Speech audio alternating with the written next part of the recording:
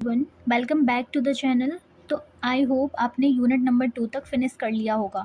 अगर नहीं किया है तो आप प्लेलिस्ट में जाके देख सकते हो। आज से हम स्टार्ट करेंगे unit 3 that is evaluating model. तो अब तक हमने पढ़ा था सारा कि हमने मॉडल्स को ट्रेन किया था लास्ट टाइम तक, राइट। तो अब हमने मॉडल्स को ट्रेन कर लिया, तो अब उसके नेक्स्ट पार्ट आता है कि मॉडल्स की इवैल्यूएशन। मतलब अगर कोई चीज़ हम बना रहे होते हैं दैन फिर नेक्स्ट काम क्या है कि उसको इवैल्यूएट करना कि whether it is working fine और not. So this is what we are going to study today. So first of all, what is model evaluation? So basically the model evaluation is something that is like model evaluation is the process जहाँ पर we are checking कोई भी machine है, कुछ भी है, हमने जो भी चीज़ बनाई है वो प्रॉपरली वर्क कर रही है या नहीं। जैसे कि अभी यहाँ पर हम AI मॉडल्स की बात कर रहे हैं। ऐसे हमने लास्ट चैप्टर में पढ़ा था एडवांस कॉन्सेप्ट ऑफ मॉडलिंग, तो वहाँ पर हमने मॉडल्स को ट्रेन करने का तरीका सीखा था, राइट। ANN पढ़ा था हमने, तो वहाँ पर हम मॉडल्स को ट्रेन कर रहे थे, राइट, उस डेटा पे।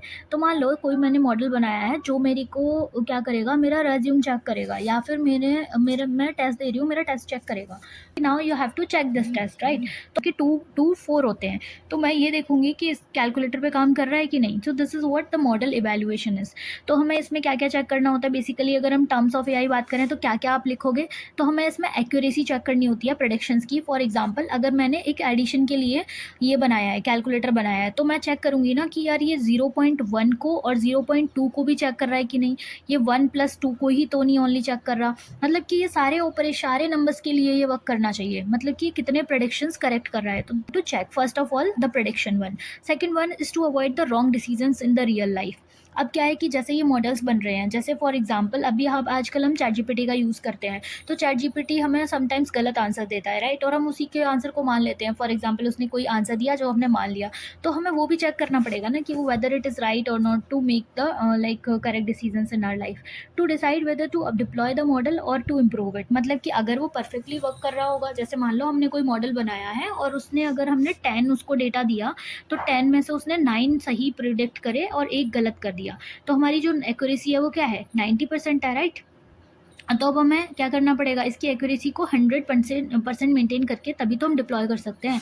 फॉर एग्जांपल मैं किसी चीज़ के लिए एक सोल्यूशन डिज़ाइन कर रही हूँ, जैसे कि एक ऐप बनाना है मुझे, एक प्लेटफॉर्म बनाना है जहाँ पर कोई भी जो स्टूडेंट है, कोई भी जो कैंडिडेट है, वो क्या कर सके, अपना इंटरव्यू दे सके, अपना रेज्यूमे चेक कर सके और उसको इवेल्युएट कर सके। तो पहले मुझे चेक करना पड़ेगा ना। जैसे मान लो for example this associate is giving interview to the Google, तो मान लो अगर उसने गूगल में इंटरव्यू देना है तो मुझे चेक करना पड़ेगा ना कि वेदर जो मेरा जो भी मेरा इंटरव्यूअर है प्लेटफॉर्म पे जो प्रिपेयर करा रहा है फॉर दैट पर्टिकुलर कंपनी, तो ये गूगल के हिसाब से क्वेश्चन पूछ रहा है कि नहीं पूछ रहा है। तो first of all I need to check, है ना, I need to check with multiple test data. Means कि अगर मैं 500 लोगों को सही करेक्ट दिया, उसने सही से प्रिपेयर कराया, that only my product is like ready to deploy और ready to live, right. So deploy क्या होता है, डिप्लॉय होता है कि जब भी हमारा प्रोडक्ट बन जाता है पब्लिकली यूज़ करने के लिए। तो डिप्लॉय हमने पढ़ा था in the AI cycle. So this is what we need to check. So ये होता है हमारा इवैल्यूएशन। और क्यों करते हैं इवैल्यूएशन, ये इसलिए है ना, दिया हुआ है। जैसे मान लो मॉडल बनाया है जिसको क्या करना है, मेल्स को डिटेक्ट करना है कि वो स्पैम है या नहीं। तो हमने मान लो 100 ईमेल्स लिए वहाँ पे, अब हमें उन्हें टेस्ट करना है। तो ट्रेनिंग डेटा है हमारा 100, मतलब हमने 100 ईमेल्स उसको चेक कराए कि देखो ये ऐसा आए तो आपको क्या करना है, इसको मार्क करना है स्पैम ना हो। अब हमें उसे चेक करना है, और उसने सही से चेक किया कि यस इट इज़ स्पैम, मतलब करेक्टली आइडेंटिफाई कर लिया, तो हमारा मॉडल वर्क कर रहा है फाइन। अगर नहीं है तो नहीं कर रहा। तो टेस्ट स्प्लिट क्या होती है, जब भी हम इवैल्यूएट कर रहे होते हैं अपने मॉडल को, तो वहाँ पे 2 तरह का डेटा होता है। मतलब जो हमारा डेटा होता है ना, वो 2 पार्ट्स में डिवाइड कर दिया जाता है। मतलब जो भी हमारा डेटा है वो 2 पार्ट्स में कर दिया जाता है। पहला होता है ट्रेन और दूसरा होता है टेस्ट। मतलब कि अगर आपके पास 100 में कुछ है, 100 नंबर्स हैं, तो आपको क्या करना पड़ेगा, 80 ईमेल्स हमें उसे ट्रेन करने के लिए देनी पड़ेगी उस मॉडल को, और जो बची हुई 20 होंगी ना, उनसे हमें उसको टेस्ट करना पड़ेगा। मतलब अगर हमने पूरे 100 ईमेल्स दे दिए इस ईमेल डिटेक्टर को, तो इसको तो पता है कि ये जो 100 ईमेल में से कौन सा स्पैम और कौन सा नहीं है। अब हम उसी में से कुछ टेस्ट कर रहे हैं, तो वो तो हमें सही आंसर देगा, देन हमें पता नहीं चल पाएगा अपने मॉडल का एक्यूरेसी, राइट। तो हमें क्या करना होता है इसमें, जैसे मान लो ट्रेन करेंगे हम 80 ईमेल्स पर, और जो बाकी के बचे हुए होंगे ना 20, उनसे हम टेस्ट करेंगे कि whether it is giving the correct answer for the new email और not. So this is what the train test split. सबसे पहले हमें डेटा को लाइक स्प्लिट करना पड़ता है, ट्रेनिंग सेट और टेस्टिंग सेट, ठीक है। तो ये होता है। इसका रेशियोज मैंने आपको बता दिया, जैसे 80% और रिमेनिंग 20 से टेस्ट करेंगे। अगर हम 70% ट्रेनिंग में दे रहे हैं तो रिमेनिंग 30 से करेंगे। इसके लिए स्टेप्स क्या हैं? सबसे पहले डेटा को डिवाइड करते हैं, फिर ट्रेन करते हैं और कुछ पर हम उसे टेस्ट करते हैं। This is what the train test split mechanism is.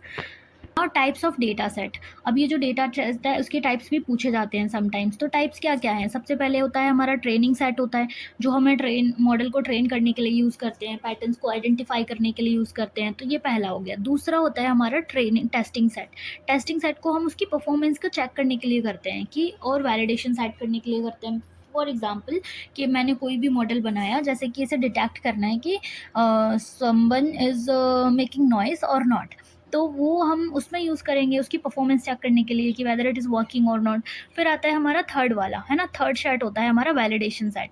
ये थोड़ा सा एडवांस होता है, यूज टू ट्यून मॉडल। मतलब फॉर एग्जांपल जैसे मान लो अभी मेरे पास सिर्फ 100 की एक लिस्ट थी, जैसे अभी हमने ईमेल का एग्जाम्पल लिया था, तो लेट्स टेक अ ईमेल का एग्जाम्पल ना। 100 की लिस्ट है, अगर मैंने 80 ईमेल्स को ट्रेन कर दिया डेटा को एंड 20 ईमेल से मैंने चेक कर लिया ना, ये इसके लिए तो वर्क कर रहा है। लेकिन व्हाट इफ अगर मैं ये वाला मॉडल जो है वो बल्क में किसी को देती हूँ कि किसी पूरी दुनिया में कोई भी इसको यूज़ कर सकता है, तो अब क्या कर रहे हैं हम? बेसिकली ट्यून कर रहे हैं। फॉर एग्जांपल जैसे चैट जीपीटी है ना, चैट जीपीटी तो सबने सुना होगा। तो चैट जीपीटी क्या है? चैट जीपीटी पे हम जो भी अपना डेटा देते हैं ना, आजकल जैसे देखा होगा कि चैट जीपीटी नया नया फीचर्स लॉन्च करता रहता है, राइट, कि हम उसमें अब इमेज बना सकते हैं, फिर उसमें अपनी इमेज को एडिट भी कर सकते हैं। तो हम क्या करते हैं, अपनी इमेज को अपलोड कर रहे होते हैं ना, वहाँ पे इमेज अपलोड कर रहे होते हैं, तो हमारी इमेज जा रही है। दैट मीन्स कि we are storing our data to the chat GPT, कि उसको ज़्यादा डेटा मिल रहा है, राइट, उसको ज़्यादा डेटा मिल रहा है to make it accurate, to make it correct और to make it more better way predictions. मतलब उसके पास जितना ज़्यादा डेटा आएगा उतना ज़्यादा हम उसको फाइन ट्यून कर रहे हैं, मतलब ट्यून कर रहे हैं उस मॉडल को।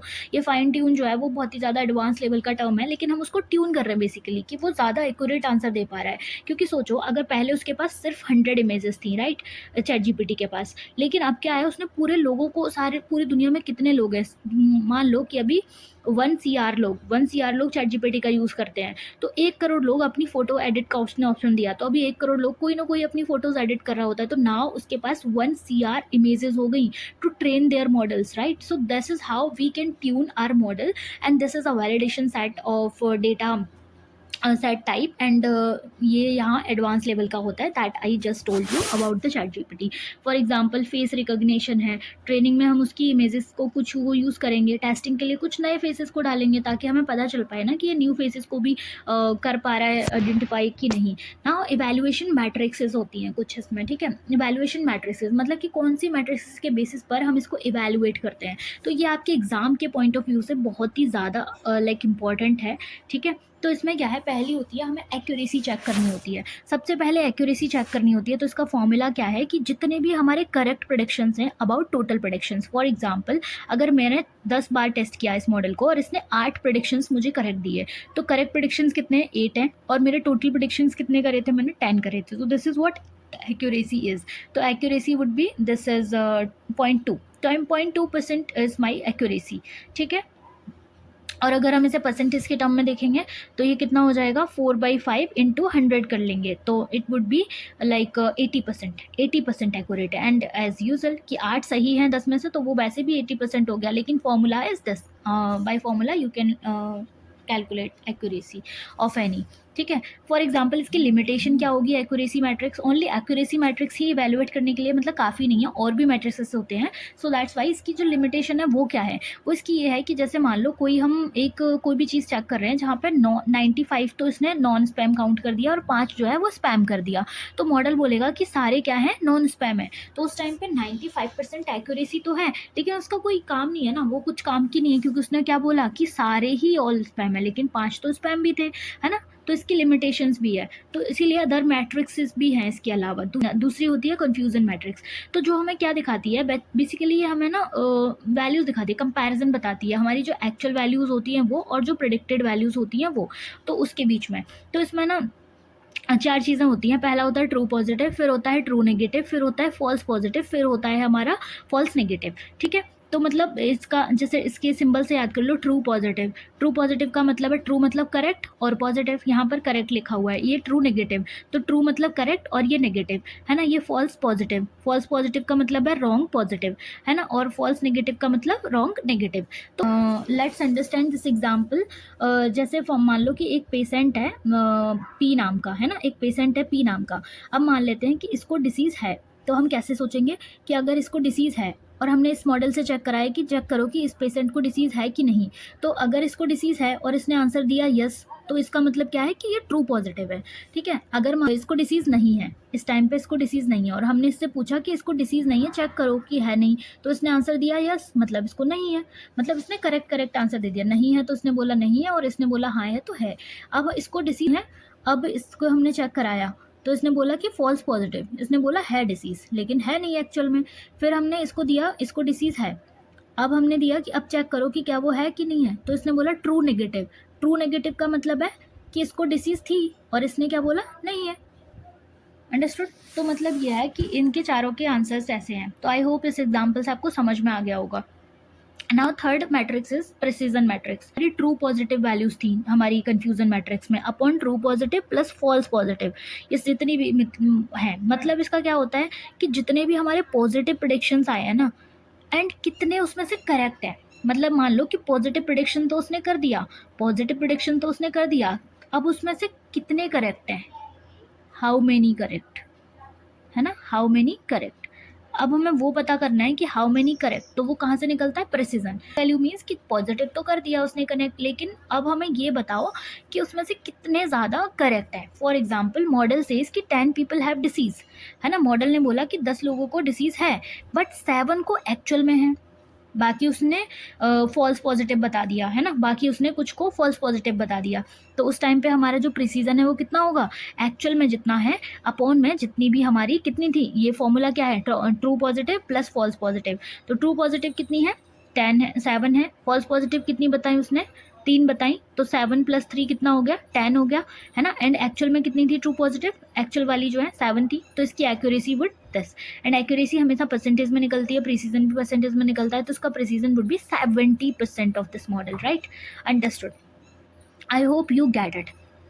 सो दिस इज द फॉर्मूला। ये एग्जाम के पॉइंट ऑफ व्यू से बहुत ही ज़्यादा इंपॉर्टेंट है, तो you have to learn this formula, right. तो उसके बाद आता है हमारा रिकॉल, है ना, प्रिसीजन हो गया। फोर्थ आता है हमारा रिकॉल।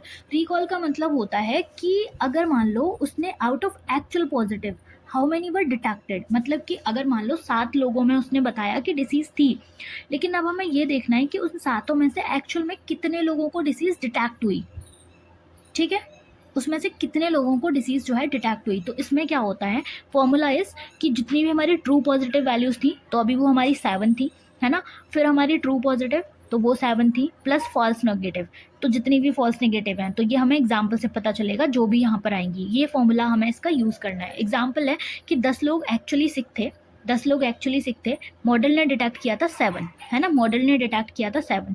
तो क्या करेंगे हम कि फिर इसके फॉर्मूले में वैल्यूज़ डाल दो, and that's how you will get it. 3 यहाँ पे लगाएंगे and it would be 70% again, ठीक है।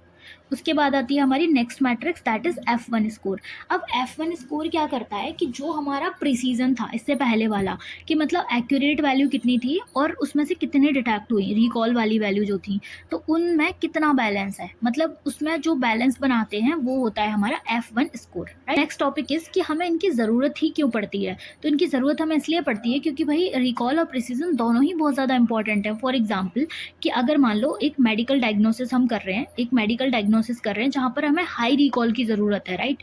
तो हम क्या करेंगे कि हम पेशेंट को मिस तो नहीं कर सकते ना, और अगर हमें हाई इसकी ज़रूरत है प्रिसीजन की, तो हम क्या है कि जो हेल्दी पीपल है उनको पैनिक भी नहीं कर सकते। अंडरस्टूड। जैसे मान लो कि अगर कोई हेल्दी है, हम उन्हें झूठ नहीं बोल सकते ना, हम उन्हें झूठ नहीं बोल सकते ना कि आपको बीमारी है, तो हमें किसकी ज़रूरत पड़ेगी, यहाँ पे हमें प्रिसीजन की ज़रूरत पड़ेगी।